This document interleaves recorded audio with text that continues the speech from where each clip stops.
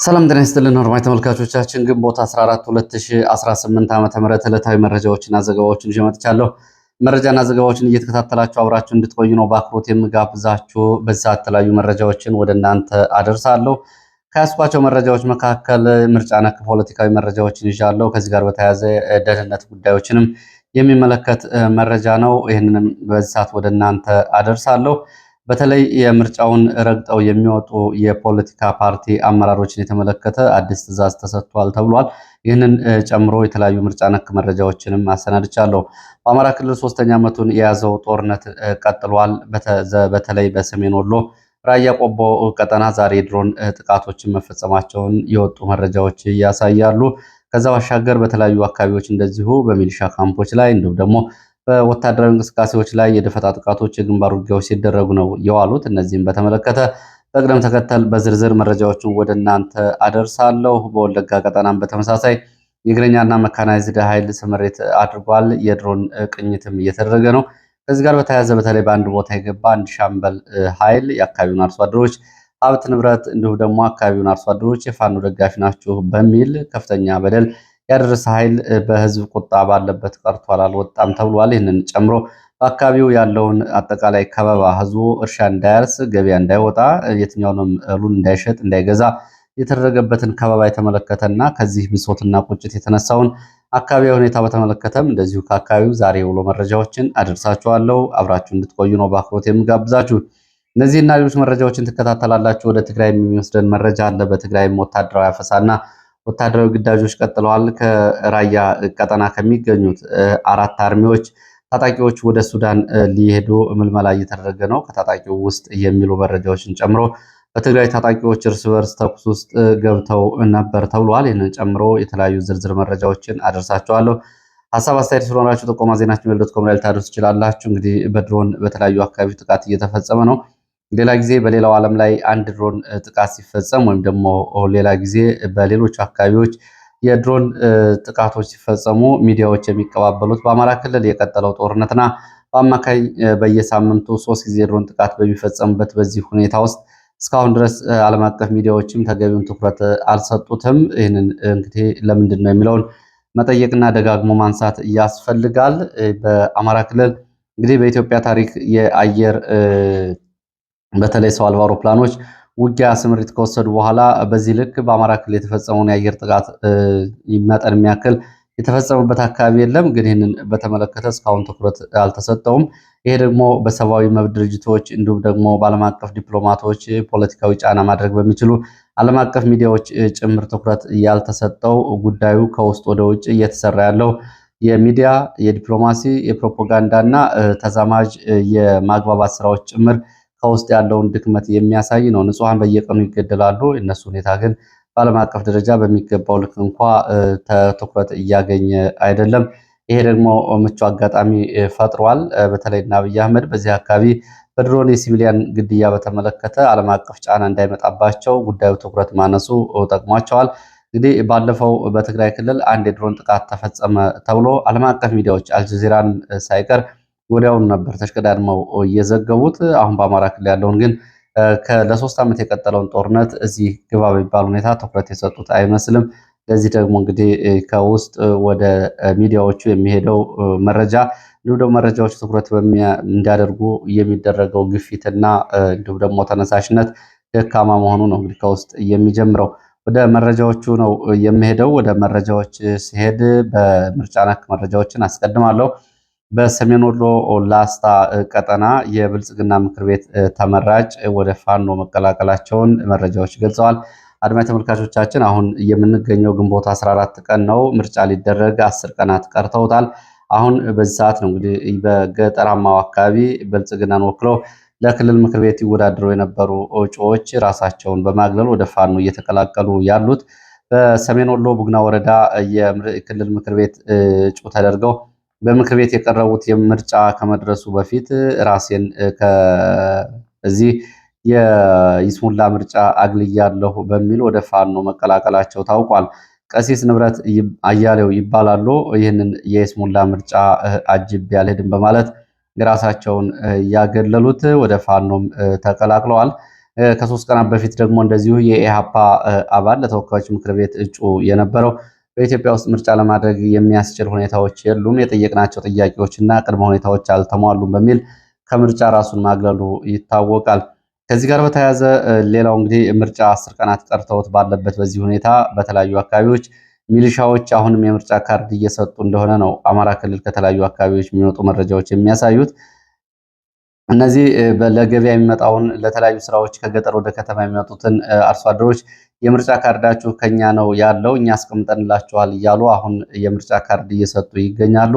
ምርጫ ቦርድ እንግዲህ ምዝገባ ካጠናቀቀ 1 ወር አልፎታል። አሁንም ግን ለአርሶ አደሮች የምርጫ ካርድ የተሰጡ ነው። ምርጫ ካርዶች በሚሊሻ በወታደራዊ ተቋማትና እንዲሁም ደግሞ በፖሊስ ተቋማት ውስጥ ነው የሚገኙት። ከዚህ እያወጡ ነው እየሰጡ ያሉት። ወደ ገጠራማ አካባቢ ሄዶ ምዝገባ ለማድረግም ባለመቻሉ ከወረዳ ላይ ያሉ የቀበሌውን ህዝብ የወረዳውን ህዝብ ፋይል በማውጣት እንግዲህ ወደ ምርጫ መዝገቡ ተሰጥቶ እያንዳንዱ የሞቱ አርሶ አደሮች ጭምር ሳይቀር በስማቸው ካርድ ወጥቷል የሚለው መረጃ ባለፈው እንግዲህ ከአነጋጋሪ መረጃዎች መካከል አንዱ ነበር። ምርጫን በተመለከተ ከአዲስ አበባ የወጣው መረጃ ደግሞ ምርጫ አቋርጠው እና ረግጠው የሚወጡ ፓርቲዎች ካሉ በሽብርተኝነት ወደፊት ይፈረጃሉ፣ አባላቶቻቸው ይታሰራሉ።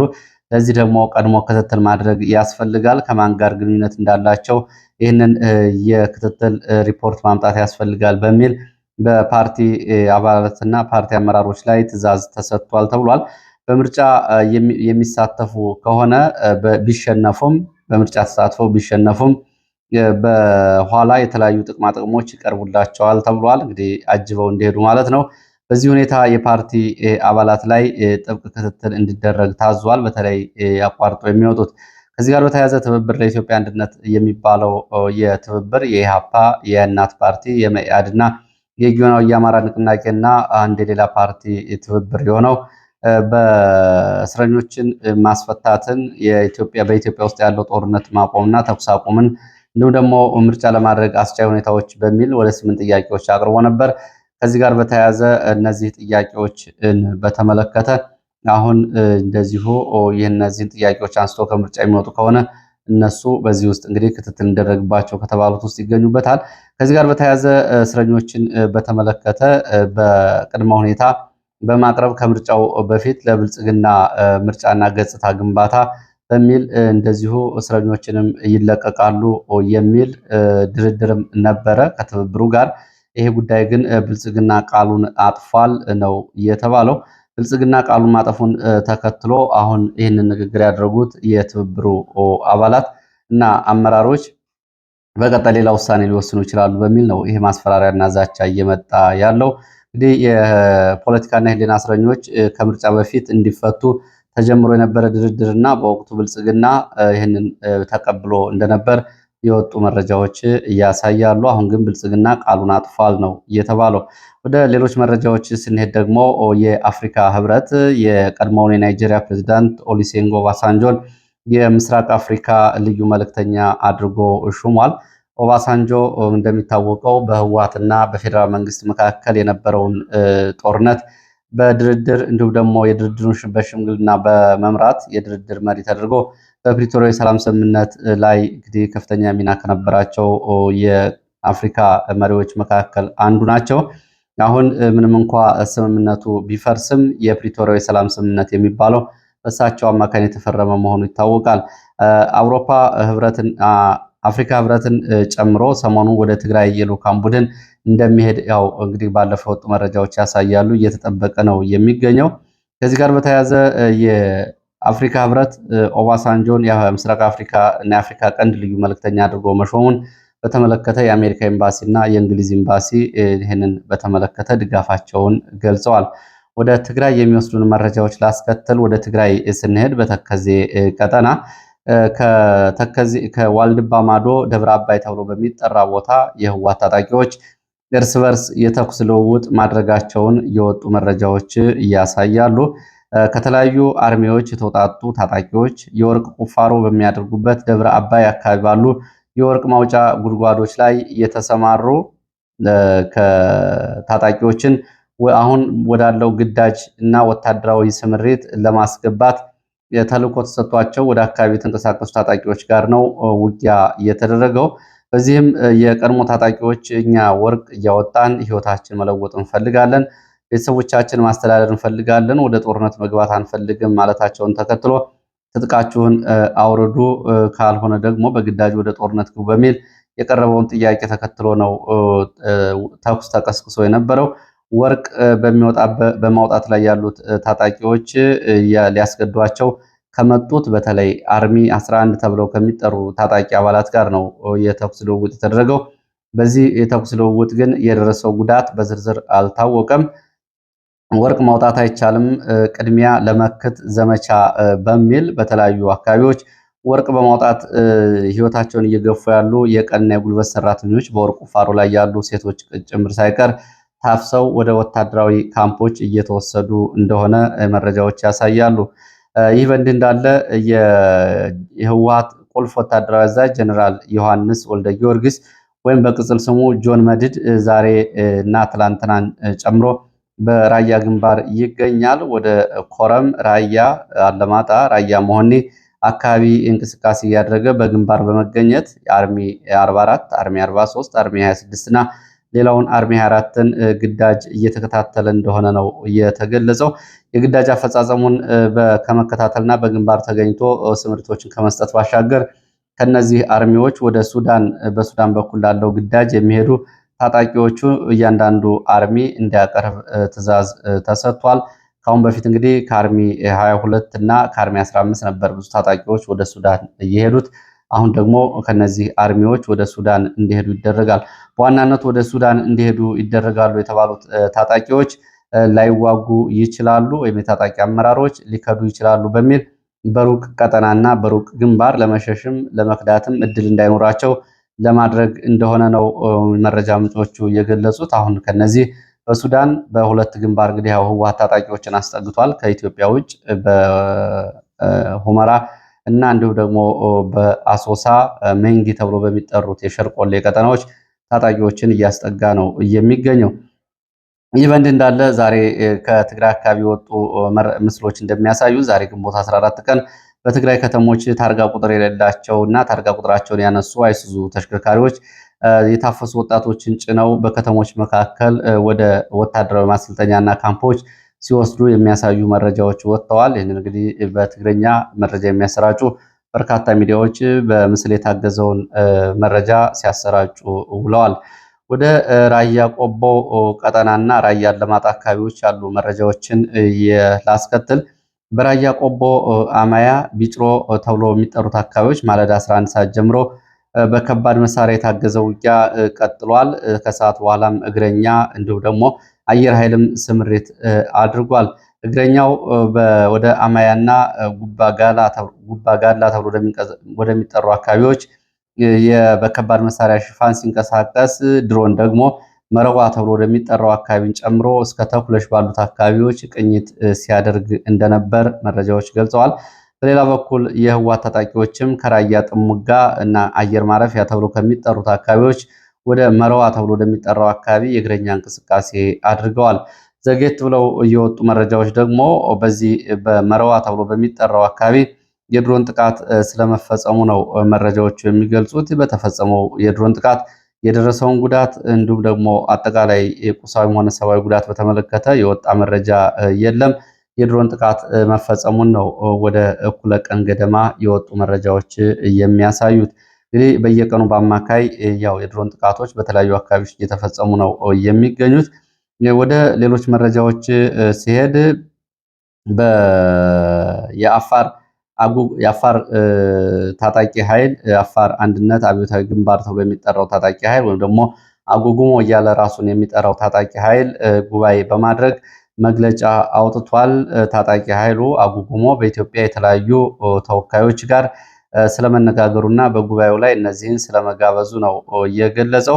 ጉባኤ በማድረግም ወደፊት የሚኖረውን ዘመቻና አጠቃላይ ወታደራዊ አቋሙን በተመለከተ ፍተሻ አድርጓል። 300 ወታደራዊ አባላቱና እንዲሁም ደግሞ ከተለያዩ የኢትዮጵያ አካባቢዎች በአፈሙዝና በፖለቲካ እየታገሉ የሚገኙ ተወካዮች በተገኙበት ጉባኤ አድርጌያለሁ ብሏል። በዚህም መሰረት በኢትዮጵያ ውስጥ ትግል ከሚያደርጉ በአፈሙዝና በፖለቲካ ትግል ከሚያደርጉ ወታደራዊና ፖለቲካዊ ትግል ከሚያደርጉት ጋር ስምምነት መመስረቱንና ጥምረት መፍጠሩን ነው የገለጸው።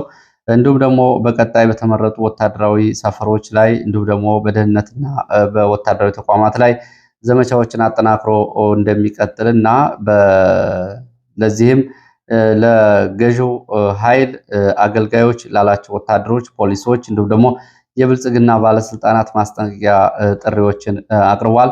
በቀጣይ የተጠናከረ ዘመቻና እንዲሁም ደግሞ የኢላማ እንደሚሆኑም እንደዚሁ ሊያውቁት ይገባል ሲል ቅድመ ማስጠንቀቂያውን ሰጥቷል። ወደ ወለጋ የሚወስደን መረጃ አስከትላለሁ። ወደ ወለጋ ስንሄድ ደግሞ በወለጋ በተለይ ኪረም ወረዳ በርካታ አማራዎች በሚኖሩባቸው መንደሮች ያለው አጠቃላይ የሰብአዊ ሁኔታ ወደ አስከፊ ደረጃ ተሸጋግሯል።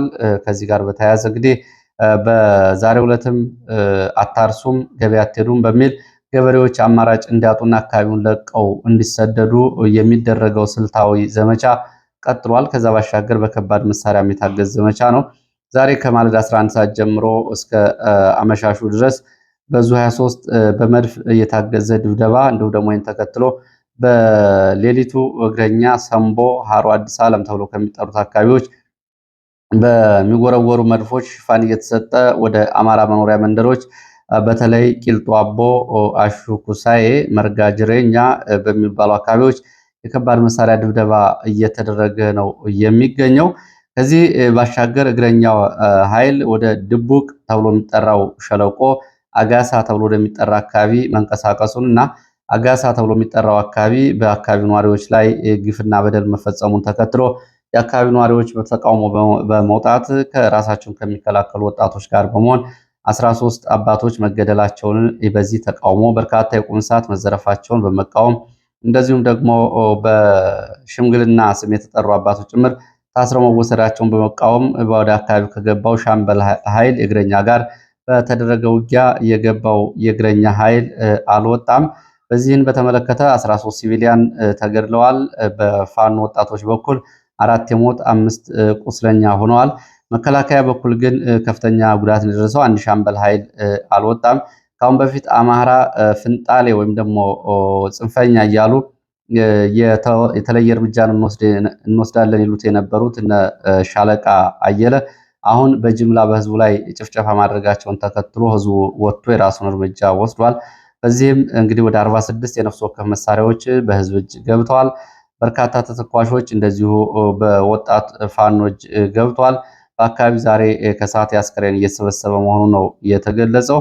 ሃሮ አዲስ ዓለም ባጊ ተብሎ በሚጠሩ ደጋማ አካባቢዎች ደግሞ ዛሬ ማለዳ የድሮን አሰሳ እና ቅኝት እየተደረገ እንደሆነ ከአካባቢው የወጡ መረጃዎች ያሳያሉ። ይሄ ወለጋና አካባቢ ያለውን አሁን ሁኔታ የተመለከተ ነው። ወደ አማራ ክልል ስንመለስ ወደ ሸዋ የሚወስድን መረጃ አስከትላለሁ። በሸዋ ሬማ ከተማ ፋኖ ወደ ከተማ በመዝለቅ በሚሊሻ ላይ ጥቃት በመፈጸም 7 የሚሊሻ አባላት በፋኖ ተይዘው ተወስደዋል። ይህንን ተከትሎ እንግዲህ 7 የሚሊሻ አባላት በፋኖ ተይዘው መወሰዳቸውን ተከትሎ ሌሎች 9 የሚሊሻ አባላት ደግሞ በፍቃዳቸው ወደ ፋኖ መቀላቀላቸውን ከፋኖ የተገኙ መረጃዎች ያሳያሉ። በዚሁ ሸዋ በይፋት ቀጠና ደግሞ ኤፍራታ ግድም አጣዬ አቅራቢያ የሚሊሻ ኮማንደር እና አጃቢዎቹ ላይ ድንገተኛ ደፈጣ ጥቃት ተፈጽሟል። በዚህም እንግዲህ የሚሊሻ አባላት ኮማንደር እና አባላት ሙትና ቁስለኛ ሆነዋል። ቀሪው ደግሞ ፈረደ ውሃ ተብሎ የሚጠራው አካባቢ ለቆ ወደ አጣዬ ስለማፈግፈጉ መረጃዎች ይገልጻሉ። በሌላው መራቤት የቀጠና ዚሁ ሸዋ ፌጥራ ተብሎ በሚጠራ ቦታ ለሰዓታት የቆየ ተኩስ እንደነበር የመረጃ ምንጮች ገልጸዋል። የ104ኛ አየር ወለድ የሻለቃ አባላት በዙ 23 በአካባቢው ድብደባ ሲያደርጉ ነበር። በፋኖ አጸፋም ሆነ በድብደባው የደረሰው ጉዳት በሲቪሊያን ላይ እንዲሁም ደግሞ በመከላከያም ሆነ በፋኖ ላይ በዝርዝር አልታወቀም። በዚሁ ሸዋ እንደዚሁ ሰላ ድንጋይ ተብሎ ከሚጠራው አካባቢ ወደ ሰሲት ተብሎ ወደሚጠራ አካባቢ ስምሪት ላይ በነበረ 104ኛ ኮማንዶ እግረኛ ላይ በተፈጸመ ድንገተኛ የደፈጣ ጥቃት ጉዳት ደርሷል። ይህንን ተከትሎ በተለያዩ አካባቢዎች እስከ ረፋት ድረስ የዙ 23 ድብደባ ተደርጓል። እምቧይባድ፣ ሸጋ ገበያ፣ አይሶፌ፣ አባ በርሶማ፣ ፊላ ገነት ተብሎ በሚጠሩ አካባቢዎች የዙ 23 እና የድሽቃ ድብደባዎች ተደርገዋል። ጉዳቱ በውል አልታወቀም። ከዚህ ይህ በእንዲህ እንዳለ እንደዚሁ በሌላው በሸዋ ቀጠና ፍቼገነት ተብሎ በሚጠራ ቦታ በከሰም ቀጠና በፋኖ አባላት ወደ ከተማ መግባት ድንገተኛ ጥቃት በመፈጸም የሚሊሻ አባላትን ላይ ጉዳት አድርሰዋል። 3 የክላሽንኮቭ መሳሪያዎችንም እንደዚሁ ከሚሊሻ ላይ ፋኖ አባላቱ ነጥቀው ወደ ኋላ ተመልሰዋል ተብሏል። ወደ ሱዳን የሚወስደን መረጃ ላስከትል። ያው የሱዳን ጉዳይ አሁን የኢትዮጵያ ጉዳይ ጋር በቀጥታ የሚገናኝ ጉዳይ ነው። የሱዳኑ የሉዓላዊ ምክር ቤት ፕሬዝዳንትና የጦር አዛዥ አልቡርሃን ከዩናይትድ አረብ ኤሚሬትስ ጋር ለመነጋገር የቀረበለትን ጥያቄ ተቀብሏል በሚል ሚድል ኢስት አይ ወይም ደግሞ የመካከለኛው ምስራቅ አይን የተባለ ሚዲያ ያወጣውን ዘገባ በተመለከተ ሉዓላዊ ምክር ቤቱ አስተባብሏል። ከዩናይትድ አረብ ኤሚሬትስ ጋር ለመደራደርም ሆነ ለመነጋገር የቀረበውን ጥያቄ አልቡርሃን የቀረበለት ጥያቄም የለም በሚል ነው እንግዲህ እያስተባበለ የሚገኘው። ከዚህ ጋር በተያያዘ አርኤስኤፍ ከቱርክ ለአልቡርሃን የቀረበውን የአየር መከላከያ ስርዓት ማውደሙን መረጃዎች ገልጸዋል። አርኤስኤፍ ያወደመው የአየር መከላከያ ስርዓት ራሂድ አልኑቢያ ተብሎ በሚጠራ በካርቱም ምስራቃዊ ግዛት በኩል የሚገኝ የአየር መከላከያ ስርዓት ነው። ይሄ የአየር መከላከያ ስርዓት በአርኤስኤፍ ወድሟል። እንግዲህ ቴክኖሎጂውም የቱርክ መሆኑን ነው መረጃዎች የሚያሳዩት። ይህ በእንዲህ እንዳለ ደግሞ ሳውዲ አረቢያ ከአርኤስኤፍ የሚከዱ ወታደራዊ አዛዦች እና የጦር መሪዎች ካሉ ከፍተኛ ጉርሻ ገንዘብ፣ ማባበያ፣ መቋቋሚያ ገንዘብ ለመስጠት እንቅስቃሴ እያደረገች እንደሆነ መረጃዎች ገልጸዋል። ባለፈው ለአልቡርሃን ከፍተኛ መጠን ያለው ጦር መሳሪያ ለመግዛት ከፓኪስታን ጋር ተፈራርማ የነበረችው ሳውዲ አረቢያ አሁን ደግሞ ቀላል ዘዴ ሆኖ ያገኘችው የመሐመድ ደጋሎን ዋና ዋና ወታደራዊ አዛዦች ከፍተኛ ረብጣ ዶላር በመስጠት ከውጊያ እንዲወጡና ወደ አልቡርሃን እንዲቀላቀሉ ነው። በሳውዲ አረቢያም ቋሚ መኖሪያ ይሰጣቸዋል የሚል ግብዣ ቀርቦላቸዋል። እንግዲህ ምናልባት ከአሁን በፊት የወጡት 7 ወታደራዊ አዛዦች የአልቡርሃን ከዚህ ጋር በተያያዘ ይሁን ወይስ ደግሞ በሌላ ምክንያት የታወቀ ነገር የለም። በሌላው መረጃችን ደግሞ ኢትዮጵያ የሱዳንን ጦርነት መቋጫ እንዳያገኝ ግብጽ እየሰራች ነው በሚል ትላንትና በውጭ ጉዳይ ሚኒስትር በኩል የቀረበውን ወቀሳ ግብጽ አስተባብላለች። ግብጽን በበኩሏ ደግሞ ኢትዮጵያ በሱዳን ጦርነት ውስጥ እጇን አስገብታለች እያሉ ነው የሚገኙት። ግብጽና ኢትዮጵያ በሱዳን ጦርነት ውስጥ አንዱ በሌላው እጁን በቀጥታና በተዘዋዋሪ ማስገባቱ እሙን ነው። ከዚህ ጋር በተያያዘ እንግዲህ የአባይ ፖለቲካ የሁለቱ ሀገራትም የሚዛን ማስጠበቂያ ሆኗል የሱዳን ጦርነት። ወደ ሞቃዲሾ ቀጠና ስንሄድ ደግሞ በሞቃዲሾ ቀጠና ከቱርክ፣ ከጣሊያን፣ ከግብጽ የተነሱ የጦር መሳሪያ የጫኑ 3 አውሮፕላኖች ሞቃዲሾ የጦር መሳሪያ ማራገፋቸውን እንደዚሁ የበረራ መረጃን የሚከታተሉ የሳተላይት መረጃዎች ያሳያሉ። በዚህ እንግዲህ ከቱርክ፣ ከጣሊያን፣ ከግብጽ የተነሱ 3 የጦር መሳሪያ የጫኑ አውሮፕላኖች ሞቃዲሾ አርፈዋል። አሁን ሞቃዲሾ እንግዲህ ቱርክ ከፍተኛ የጦር መሳሪያ እያቀረበችላት ነው የምትገኘው። ለሰዓት የነበሩኝ መረጃዎች እነዚህን ነው የሚመስሉ። ስለተከታተላችሁ በእጅጉ አመሰግናለሁ። በሌላ ተመሳሳይ መርሃ ግብር እስከምንገናኝ ከጊዜ